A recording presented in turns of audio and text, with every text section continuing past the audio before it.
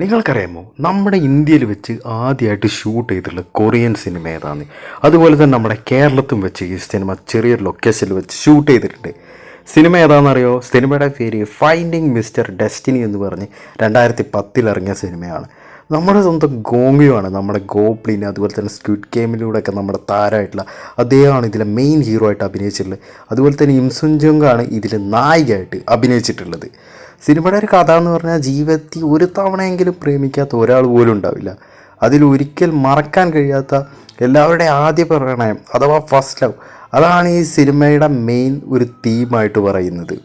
അതുപോലെ തന്നെ ഭയങ്കര രീതിയിലുള്ള മനോഹരമായിട്ടുള്ള ഒരുപാട് നിമിഷങ്ങൾ ഈ സിനിമ സമ്മാനിക്കുന്നുണ്ട്. അതുപോലെ തന്നെ കോമഡി രംഗങ്ങൾ, അതുപോലെ തന്നെ സിനിമ ഒരു പ്രെഡിക്റ്റബിൾ ആയിട്ടുള്ള ഒരു കഥയാണെങ്കിൽ പോലും നമുക്ക് കണ്ടിരിക്കാൻ പറ്റും.